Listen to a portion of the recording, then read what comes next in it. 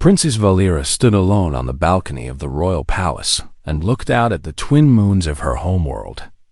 The night air was cool against her lavender skin, and she wrapped her arms around herself as she tried to calm her racing thoughts. Tomorrow would change everything, and she was not ready for it. The Synthri Empire had ruled this corner of the galaxy for over 10,000 years. They were an ancient and proud people with tall, slender bodies and skin that shifted colors based on their emotions. Their eyes came in many shades, but Valera had been born with silver-violet eyes, and this had marked her as special from the moment she took her first breath. The prophecy had been written long before she was born. It spoke of a princess with eyes like starlight who would bond with a creature from a distant primitive world. This creature would come from a planet called Earth, and it would be a human. For 200 years, Valera had lived with this knowledge hanging over her head. Like a sword waiting to fall, she had heard the stories about humans her entire life. They were short and stocky compared to the Synthri, with dense bones and thick muscles that made them stronger than they appeared. They had no telepathic abilities and could not sense the emotions of others the way her people could. They communicated through crude sounds and gestures, and they seemed to solve most of their problems through violence. The elders of the court spoke of human history with horror in their voices. These creatures had spent most of their existence fighting wars against each other. They had developed weapons capable of destroying their entire planet, and they had come close to using them more than once. They ate the flesh of other animals, and they kept some creatures as slaves they called pets. Everything about them seemed barbaric, and wrong. Valera's father, Emperor Kalen, had tried everything to prevent the prophecy from coming true. He had closed the borders of the empire to all human ships and forbidden any contact with Earth or its colonies. He had brought suitors from dozens of noble houses across the galaxy, hoping that one of them would be accepted by the bonding crystal. The crystal was an ancient artifact that had been used by the royal family for generations. It glowed when it detected a true match between souls, and it had never been wrong. One by one, the suitors had stood before it, and one by one, it had remained dark. No matter how handsome or powerful or wealthy they were, the crystal refused to accept them. Last night, everything had changed. The crystal had activated on its own, filling the throne room with blinding light. When the light faded, words had appeared floating in the air above it.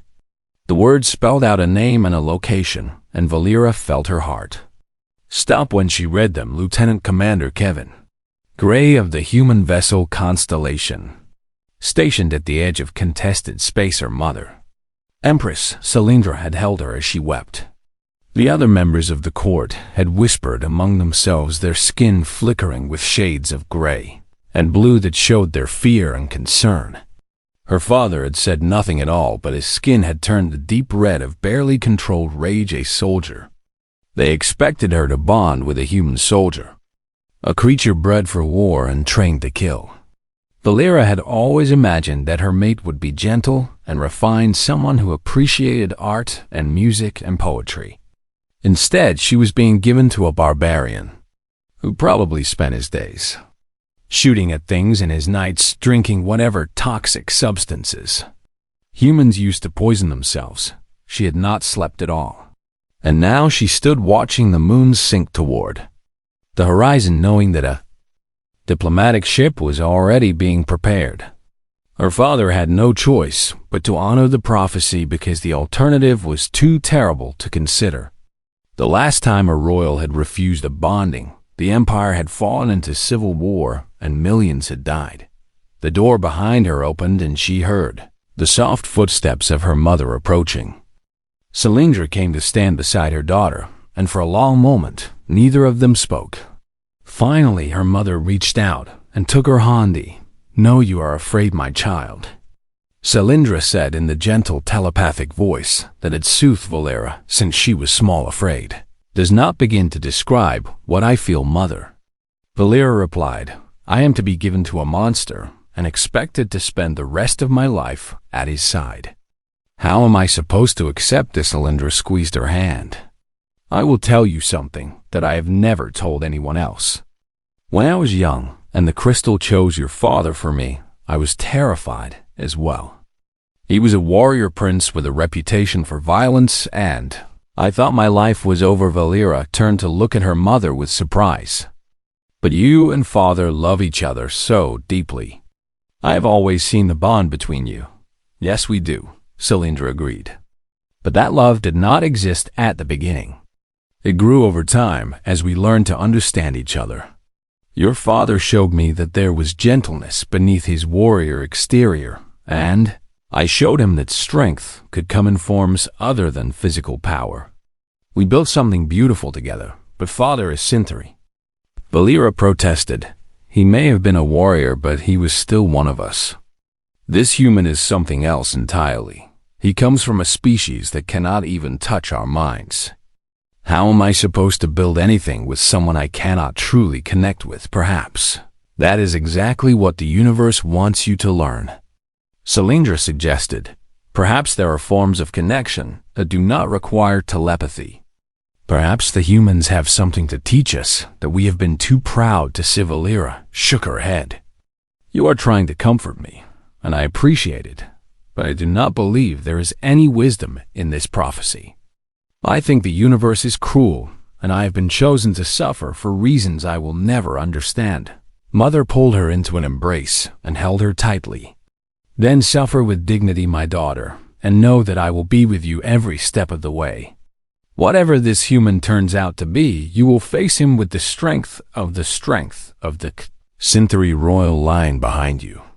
First light of dawn began to paint the sky in shades of pink and gold.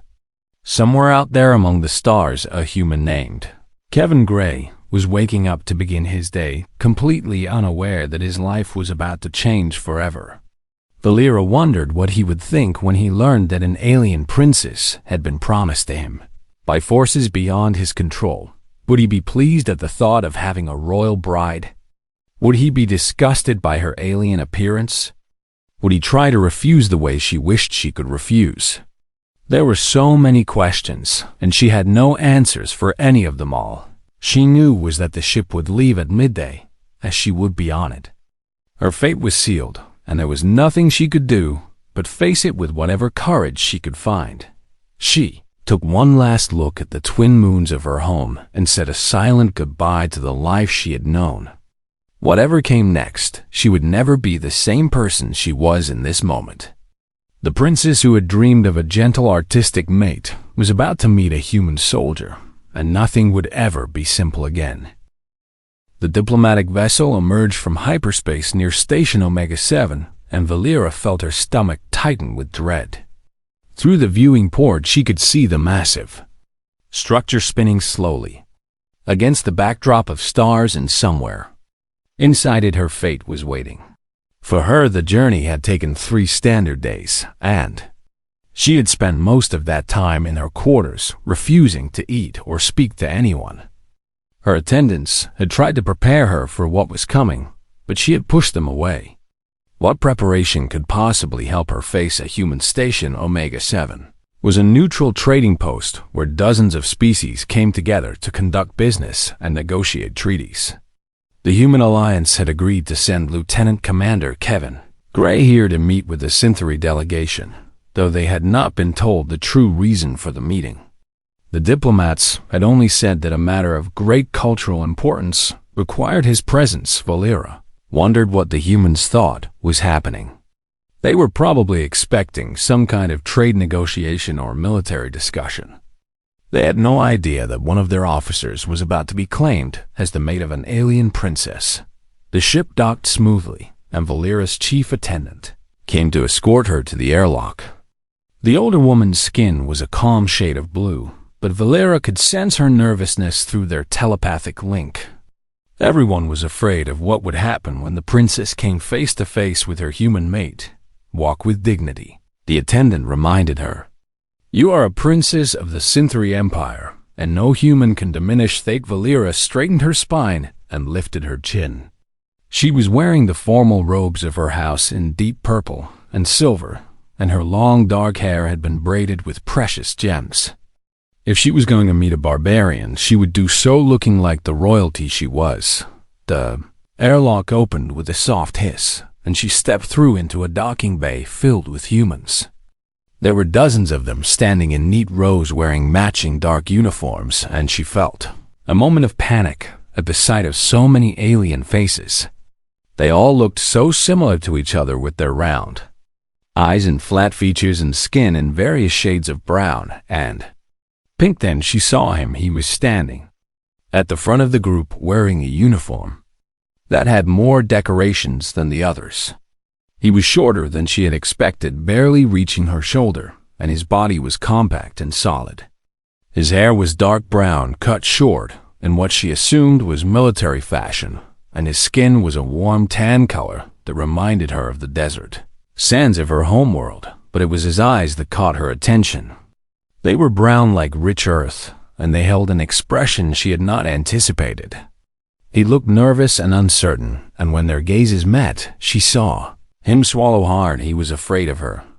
This realization was so unexpected that Valera stopped walking for a moment. She had spent so much time imagining a brutal warrior eager to claim his alien prize, that she had never considered he might be just as uncomfortable with this situation as she was. He stepped forward and gave a small bow that looked unpracticed and awkward. "Princess Valera," he said in a voice that was deeper than she had expected, "welcome to Station Omega-7. I am Lieutenant Commander Kevin Gray." His words came through the translator device she wore as a small earpiece, and they sounded strange and flat without the emotional undertones that synthery speech carried. She could not sense his feelings at all, and it made her feel blind in a way she had never experienced before. "Lieutenant Commander Gray," she replied with a formal nod. "I thank you for agreeing to this meeting." He seemed surprised by her response, as if he had expected something different. "Of course," he said, "though I have to admit I am not entirely sure why I am here. The message from my superiors was pretty vague." Valera exchanged a glance with her chief attendant. The humans truly did not know what was happening, and now she would have to explain it. This was going to be even more difficult than she had imagined. "Perhaps we could speak somewhere private," she suggested. "What I have to tell you is not suited for a public audience." Kevin nodded and gestured toward a doorway at the far end of the docking bay. "There is a conference room this way. We can talk there without being disturbed." They walked in silence through the corridors of the station, and Valera found herself studying the human beside her. He moved with a quiet confidence that spoke of years of training, but there was nothing aggressive about his manner. He kept a respectful distance from her, and his hands stayed relaxed at his sides. The conference room was small and simple, with a table and several chairs. Kevin waited for her to sit first, before taking a seat across from her, and this small gesture of courtesy surprised her once again. She had not expected manners from a human soldier, so he said when they were alone. "What is this all about?" Valera took a deep breath and began to explain. She told him about the prophecy and the bonding crystal, and what it meant for both of them. She watched his face as she spoke and saw it cycle through a range of emotions from confusion to shock to disbelief. When she finished, he sat in silence for a long moment, and she braced herself for his reaction. Would he be angry? Would he demand to be released from this obligation?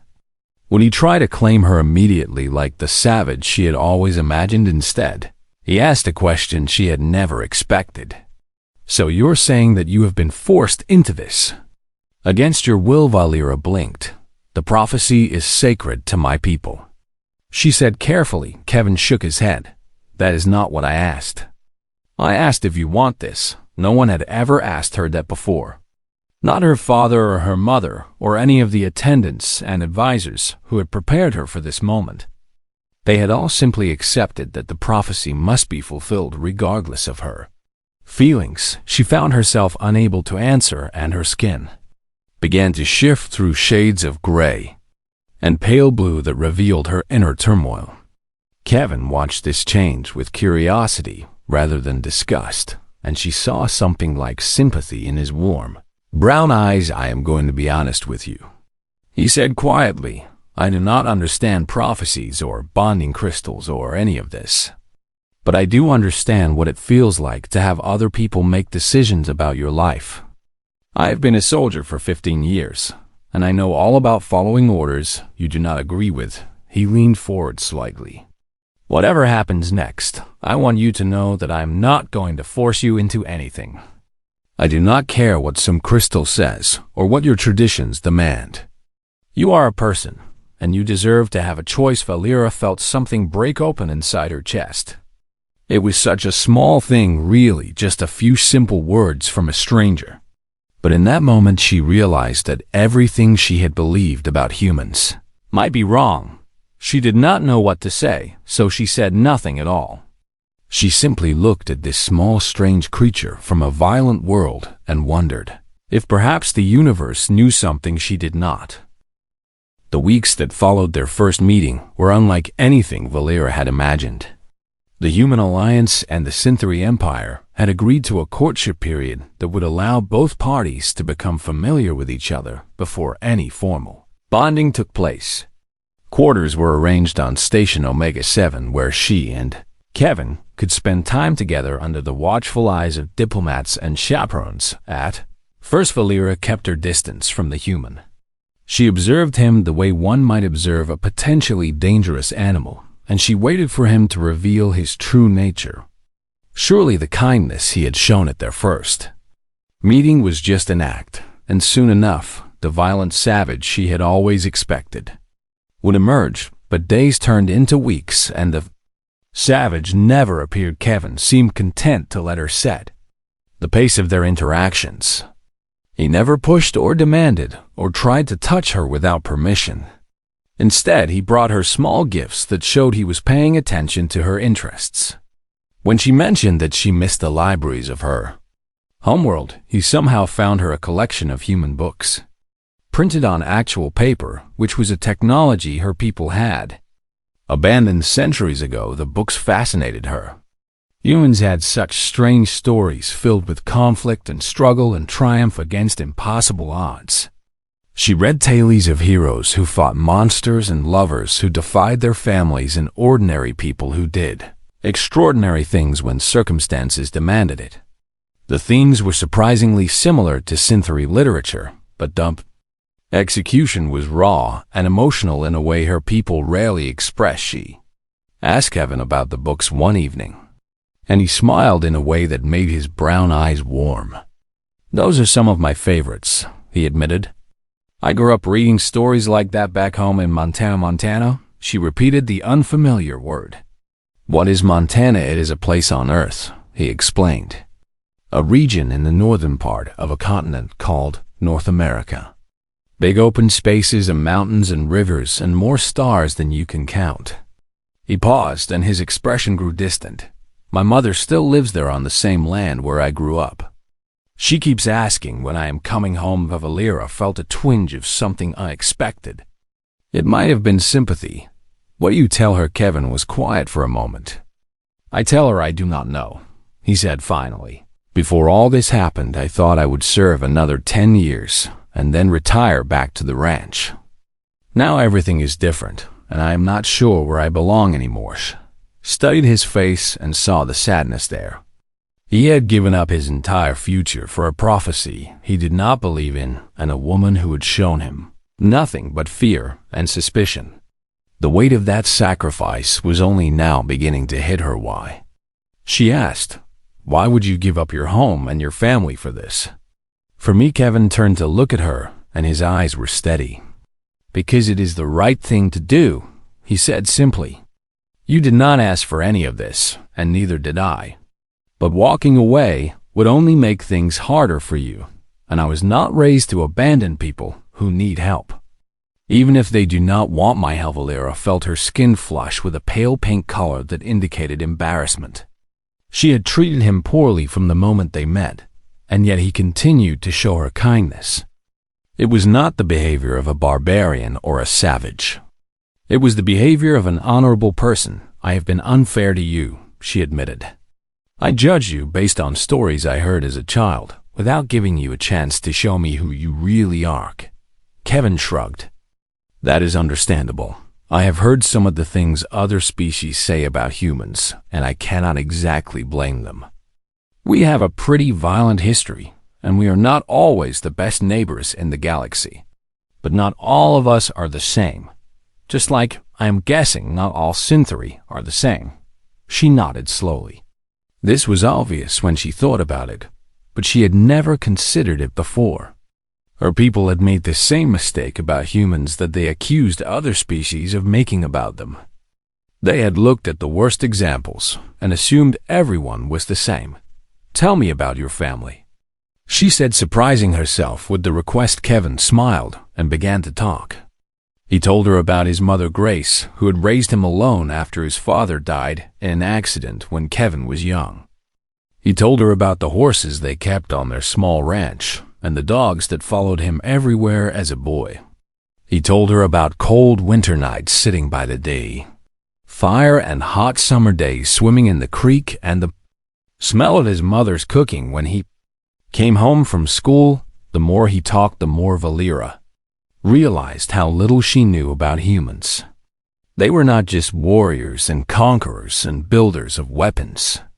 They were also children who played with animals and families who gathered around fires and people who missed their homes when they were far away. In return, she found herself sharing stories of her own childhood. She told him about the gardens of the royal palace, where she had spent hours reading under trees that glowed with bioluminescent flowers. She told him about her tutors who had taught her art and music and history, and about her mother who had always encouraged her to see beauty in unexpected places. Kevin listened with genuine interest and asked questions. That showed he was paying attention. He did not mock her stories or dismiss them as the concerns of a spoiled princess. He treated them as valuable and important because they were part of who she was. One night, Valera found him alone on the observation deck of the station, staring out at the stars with an expression she had not seen before. She approached quietly and sat beside him without speaking. After a long moment, he turned to look at her. Do you ever wonder why the universe works the way it does? He asked. Why some things happen and others do not? Used to think I understood, she replied.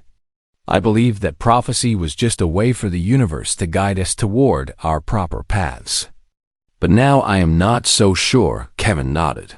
I never believed in destiny or fate or any of that. I always thought we made our own choices and lived with the consequences. But then I got pulled into this situation, and now I wonder if maybe there are forces at work that we cannot see or understand. Value looked at him carefully. Do you regret being here? He was quiet for a moment. No, he said finally. I do not think I do. This is strange and scary, and I have no idea how it will end. But meeting you has taught me things about myself that I never knew. And whatever happens, I think I am a better person for having known you. She felt warmth spread through her chest, and her skin shifted to a soft shade of blue that she could not quite control. No one had ever said anything like that to her before. Her entire life, she had been valued for her title and her bloodline and her role in the prophecy. But Kevin seemed to value her simply for being herself. Perhaps, she said quietly, the universe really does know something we do not. Kevin smiled, and for the first time since they had met, Valera found herself smiling back. It was a small moment, but it felt like the beginning of something new. Something that might actually be worth hoping for. News of the bonding between Princess Valera and the human officer spread through the Galactic Council like fire through dry grass. Most species accepted it as an internal matter for the Synthri Empire and offered polite congratulations, even if they found the match unusual. But there were some who saw opportunity in the situation, and one of them was determined to seize it. Lord Vexen of the Creth Dominion had pursued an alliance with the Synthri for decades. His people were a warrior race who valued strength above all else, and he believed that a marriage between himself and the Synthri princess would cement his power across an entire sector of space. When he learned that a human had been chosen instead, his rage shook the walls of his fortress. The Kreth were terrifying creatures by any standard. They stood over 3 meters tall, with bodies covered in natural armor plating that could deflect most weapons. Their arms ended in claws that could tear through steel, and their teeth were designed for ripping flesh from bone. In single combat, they were nearly unbeatable, and they had conquered dozens of worlds through sheer physical dominance. Vexen arrived at Station Omega-7 with a challenge that no one had expected. He invoked an ancient law that predated modern civilization and demanded trial by combat for the right to claim Princess Valera. The law had been forgotten by most, but it had never been officially abolished, and the Synthri diplomats had no legal grounds to refuse. The rules were simple. Vexen would fight the princess's chosen mate in single combat. If Vexen won, he would take Valera as his prize, and the bonding with the human would be dissolved. If Kevin won, Vexen would withdraw his claim forever. Everyone expected Kevin to refuse. No human had ever survived single combat with a Kreth warrior, and accepting the challenge seemed like suicide. The Synthri diplomats urged him to find another way, and even Valera begged him to let them seek a legal solution, but Kevin accepted without hesitation. The news spread quickly, and soon the station was buzzing with activity. Representatives from dozens of species arrived to witness what they assumed would be a quick and brutal execution. Betting pools opened with odds so heavily against Kevin that no one would take money on his side. The general consensus was that the human had lost his mind. Valera found him in one of the station's training rooms the night before the duel. He was practicing with a weapon he had borrowed from the armory, and his movements were precise and controlled. She watched him for several minutes before he noticed her standing in the doorway. He set down the weapon and turned to face her. His expression was calm, but she could see the tension in his shoulders. "How long have you been there?" he asked. "Long enough," she replied. She stepped into the room and let the door close behind her. "You will die tomorrow," Kevin nodded slowly. "Probably," he agreed. Then why? Valera demanded. "Why would you accept this challenge? You could refuse and return to your ship and your home. No one would think less of you for walking away from an impossible fight." Kevin was quiet for a moment. "Do you remember when you asked me what I tell my mother when she asks when I am coming home?" Valera nodded. "You said you did not know anymore." He took a breath. "I know now," he said. "I tell her that I found something worth staying for. Someone worth fighting for." Valera felt tears forming in her eyes, and she blinked them away. She had spent her whole life hearing empty promises from suitors who wanted her title and her power. But this human was willing to die for her simply because he believed it was the right thing to do. "Have been cruel to you," she said. Her voice trembled despite her efforts to control it. "I judge you for your species and for stories I heard as a child. I never gave you a chance to show me who you truly are. You are giving me one now," Kevin said gently. "That is all I ever wanted." She crossed the room before she could stop herself and took his hand in hers. It was the first time she had voluntarily touched him, and she felt a strange warmth where their skin connected. His hand was rough with calluses from years of work and training, but his grip was gentle. "And let me show you something," she said. "Let me show you how the Synthri fight for the rest of the night." She taught him the ancient art of motion that her people had developed over thousands of years. It was a combat style based on anticipation and redirection rather than brute force. The goal was not to overpower an opponent, but to use their own strength. Against them, Kevin learned quickly, and Valera found herself impressed by his adaptability. Humans were not telepathic, but they had developed other ways of reading their opponents. Kevin watched her body language and anticipated her movements with an accuracy that surprised her. By morning, he had combined her techniques with his own military training and created something new. "It will not be enough," she warned him as the first light of dawn crept through the windows.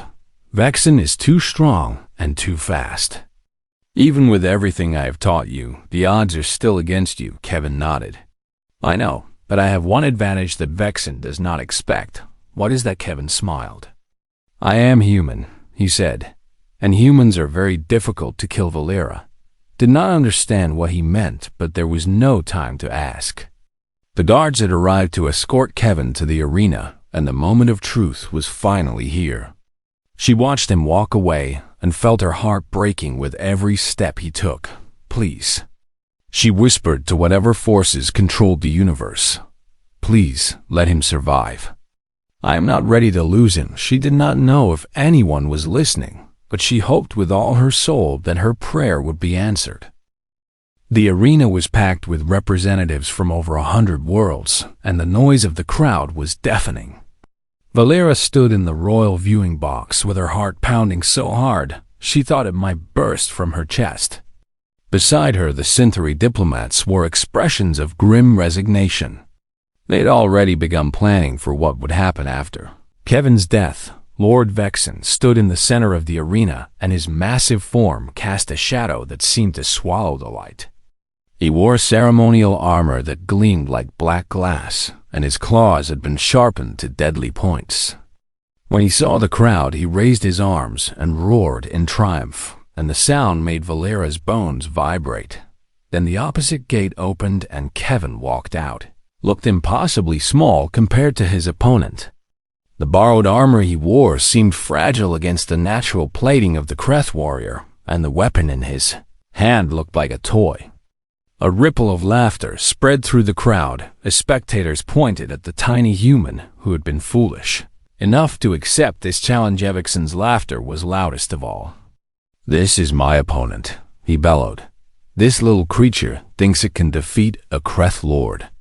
I will crush it beneath my feet and take the princess as my prize. Kevin said nothing. He simply walked to his position and raised his weapon. His face was calm and his breathing was steady, and Valera realized that he had accepted whatever was about to happen. He was not fighting because he expected to win. He was fighting because it was the right thing to do. The signal was given and Vexen charged. The Kreth moved faster than something so large should have been able to move. His claws slashed through the air where Kevin had been standing just a moment before, but the human was no longer there. Kevin had rolled to the side using the technique Valera had taught him, and he came up behind Vexen's guard. His blade found a gap in the Kreth's armor and drew first blood. The crowd fell silent. No one had expected the human to land a hit, and certainly not so quickly. Vexen roared in rage and spun around with his arm extended. The blow caught Kevin across the chest and sent him flying into the wall of the arena. Valera cried out and gripped the railing of the viewing box. She could see blood spreading across Kevin's armor, and she was certain the fight was already over. But then something incredible happened. Kevin got up, he pushed himself to his feet and raised his weapon again. His face was pale and blood dripped from a wound on his forehead, but his eyes were still clear and focused. He had taken a blow that would have killed most species, and he was still standing. Humans. Valera remembered him saying, very difficult to kill. The fight continued, and Valera began to understand what Kevin had meant. Vexen hit him again and again, landing blows that should have been fatal. Each time Kevin went down, and each time he got back up. The human body was designed to survive on a world that seemed determined to destroy it. Humans had evolved to endure, and Kevin was demonstrating exactly what that meant. But endurance alone was not enough to win. Kevin needed an opportunity, and Vexen was not giving him one. The Kreth warrior was growing frustrated by his inability to finish the fight, and his attacks became more wild and desperate. He wanted this to be over, and he did not understand why the human would not stay down. Then Kevin saw his chance. Vexen lunged forward with all his strength, and Kevin did not dodge. Instead, he stepped into the attack and used the technique Valera had taught him to redirect the Kreth's momentum. It was a move that required perfect timing and absolute precision, and Kevin executed it flawlessly. Vexen's own weight and speed became his enemy. He stumbled forward off balance, and before he could recover, Kevin had swept his legs out from under him. The massive warrior crashed to the ground with a sound like Thunder and Kevin was on him in an instant. Blade pressed against Vexen's throat just below the edge of his armor where the scales were thin enough to pierce yield, Kevin said. His voice was steady despite the blood running down his face. The arena was silent. No one moved and no one breathed. A human had just defeated a Kreth warrior in single combat, and the galaxy would never forget this moment, Lord. Vexen's eyes burned with hatred, but he knew he had lost. I yield, he growled through clenched teeth. Kevin stepped back and immediately collapsed. The wounds he had taken during the fight finally caught up with him, and his body could endure no more. Medical teams rushed onto the arena floor, and Valera pushed past the guards to reach his side. She took his hand and held it tightly as the medics worked to stabilize him. "Stay with me," she begged. "I was wrong about so many things. I was wrong about humans, and I was wrong about you. Please, Kevin, stay with me." His eyes fluttered open for just a moment, and he managed a weak smile. "I am not going anywhere," he whispered. Then his eyes closed, and the medics carried him away. The next 3 days were the longest of Valera's life. She stayed by Kevin's bedside while the doctors fought to save him, and she refused to leave, even when her attendants begged her to rest. She had finally found someone worth caring about, and she was not going to lose him now. On the third morning, she woke up in the chair beside his bed and found him watching her. His brown eyes were tired but clear, and the smile on his face made her heart soar. "You stayed," he said. She reached out and took his hand. "I will always stay," she replied. A Centauri nurse approached them quietly, and Valera noticed the woman staring at her skin.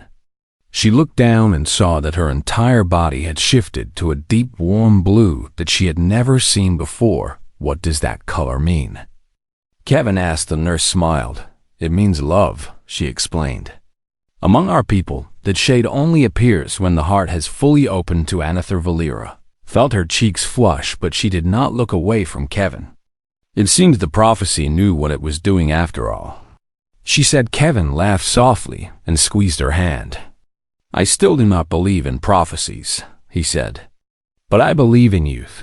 Bonding ceremony took place 1 month later, after Kevin had fully recovered. Representatives from across the galaxy came to witness the union between the Centauri princess and the human soldier who had defeated a Kreth lord in single combat. The crystal glowed brighter than it had in 1,000 generations, and even the skeptics had to admit that something extraordinary was happening. Valera had spent her entire life fearing this moment. She had imagined a barbarian and a monster and a creature incapable of gentleness or love.